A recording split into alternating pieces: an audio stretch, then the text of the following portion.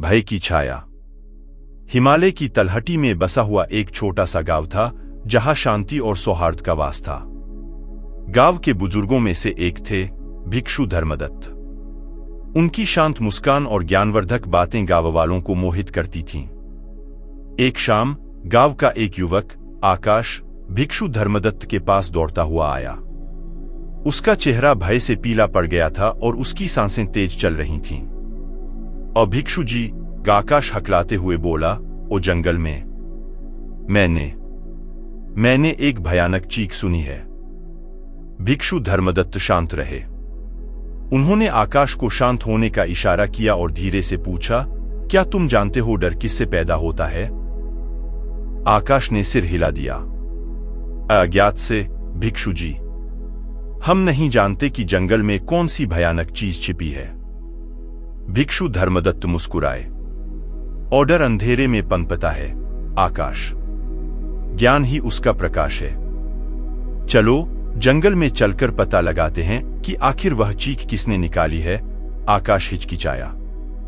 अकेले जंगल में जाना उसे भयानक लग रहा था, लेकिन भिक्षु धर्मदत्त के शांत आत्मविश्वास ने उसे थोड़ा साहस दिया। वे दोनों जंगल की ओर चल पड़े। जंगल घना था और रात गहरी हो चुकी थी। अजीबोगरीब आवाजें उन्हें चौंकाती रहीं। हर सरसराहट, हर टहनी की खटखटाहट आकाश को डरा देती थी, लेकिन भिक्षु धर्मदत्त मौन और स्थिर बने रहे। अचानक एक और चीख सुनाई दी। इस बार यह ज्यादा तेज और करीबी थी। आकाश कांप गया। उसकी टांगें कांपने लगीं और वह भिक्षु धर्मदत्त से चिपक गया। भयभीत मत हो आकाश, भिक्षु धर्मदत्त ने शांत स्वर में कहा। गाओ, देखते हैं। चीख की आवाज आने वाली दिशा में चलते हुए वे एक पेड़ के नीचे पहुंचे। वहां एक छोटा सा हिरन फंसा हुआ था। उसका पैर एक जाल में फंसा हुआ था और वह दर्द से तड़प रहा था। वही चीख थी जिसने आकाश को डरा दिया था। भिक्षु धर्मदत्त तुरंत पेड़ के पास गए और ध्यान से जाल को काटा। हिरन छूट गया और जंगल की गहराई में भाग गया। राहत की लहर आकाश के शरीर में दौड़ गई। उसका डर पल भर में गायब हो गया। वापसी रास्ते में आकाश ने भिक्षु धर्मदत्त से पूछा, भिक्षु जी, मुझे डर क्यों नहीं लगा जब हमने देखा कि आखिर वह चीख किसने निकाली थी? भिक्षु धर्मदत्त मुस्कुराए। ओ क्योंकि आकाश, जब अज्ञान दूर होता है तो डर भी मिट जाता है। तुम्हें जंगल में किसी राक्षस का डर था, लेकिन जब तुमने देखा कि वह सिर्फ एक फंसा हुआ हिरन था तो डर गायब हो गया। इसी तरह जीवन में भी बहुत से डर अज्ञात से पैदा होते हैं। जब हम ज्ञान प्राप्त करते हैं तो डर का सामना कर सकते हैं और उसे जीत सकते हैं। अगले कुछ दिनों में भिक्षु धर्मदत्त ने आकाश को डर पर विजय प्राप्त करने के तरीके सिखाए। उन्होंने उसे बताया कि डर को दबाने की कोशिश न करें, बल्कि उसे समझने की कोशिश करें। उन्होंने उसे सांस लेने के अभ्यास और ध्यान के माध्यम से अपने मन को शांत करना सिखाया। कुछ हफ्तों बाद गांव में एक अफवाह फैल गई। गांव के पास के पहाड़ों में एक डाकू छिपा हुआ है जो रात में गांवों पर छापा मारता है और लूटपाट करता है। गांववासी दहशत में थे। दुकानें जल्दी बंद हो जाती थीं और रात होते ही सन्नाटा छा जाता था। एक रात आकाश अचानक नींद से उठा। उसे लगा कि किसी के कदमों की आहट आ रही है। डर का एक झोंका उसके दिल में उठा, लेकिन उसने जल्दी से ही खुद को संभाला। उसने भिक्षु धर्मदत्त की सीखी हुई सांस लेने की तकनीक का प्रयोग किया और अपने मन को शांत किया। आहट तेज होती जा रही थी। आकाश चुपके से उठा और खिड़की से झांका। उसने देखा कि एक काली आकृति उसके घर के दरवाजे के पास खड़ी है। आकाश का दिल जोरों से धड़कने लगा, लेकिन उसने घबराने के बजाय खुद को याद दिलाया कि भय अज्ञान से पैदा होता है।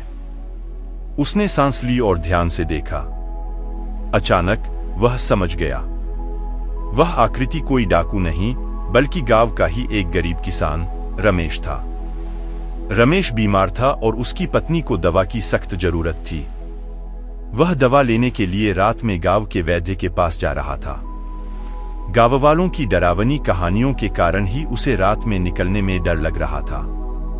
आकाश ने दरवाजा खोला। रमेश चौंक गया। उसने सोचा कि उसे पकड़ लिया गया है। ए रमेश, आकाश ने धीमी आवाज में कहा। आप डर रहे थे? रमेश ने झट से सिर हिला दिया। और गांव में डाकू की अफवाहों से सब डरे हुए हैं। आकाश मुस्कुराया। ओ कोई डाकू नहीं है रमेश, लेकिन आप बीमार हैं, यह मुझे पता चला। आइए, मैं आपको वैद्य के पास चलने में मदद करता हूं। आकाश ने रमेश को दवा लाने में मदद की। रास्ते में उन्होंने गांव की स्थिति पर चर्चा की। आकाश ने रमेश को बताया कि कैसे उसने डर पर विजय प्राप्त की है।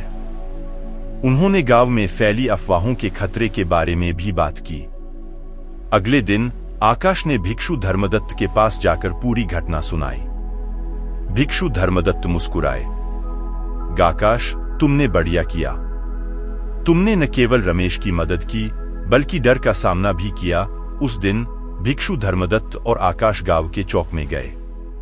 उन्होंने गांव वालों को इकट्ठा किया और उन्हें डर के खतरों के बारे में बताया। उन्होंने उन्हें समझाया कि कैसे अज्ञात के डर ने उन्हें एक दूसरे से दूर कर दिया है। उन्होंने गांव वालों को एकजुट होने और अफवाहों पर विश्वास न करने के लिए प्रेरित किया। उस रात के बाद गांव में डर का माहौल धीरे धीरे कम होता गया। गांववासी रात में रोशनी जलाने लगे और आपस में बातचीत बढ़ाने लगे। आकाश गांव के युवाओं को डर पर विजय पाने के लिए सांस लेने के अभ्यास और ध्यान सिखाने लगा। धीरे धीरे गांव में फिर से शांति और सौहार्द का वातावरण बन गया। आकाश ने सीखा कि डर एक छाया की तरह है। जब हम उस पर ध्यान देते हैं तो वह बड़ी लगने लगती है, लेकिन जब हम ज्ञान का दीप जलाते हैं तो डर की छाया अपने आप ही मिट जाती है। उसने यह भी सीखा कि डर पर विजय पाने का रास्ता अकेले चलने से नहीं, बल्कि दूसरों की मदद करने और उनके साथ मिलकर चलने से ही मिलता है।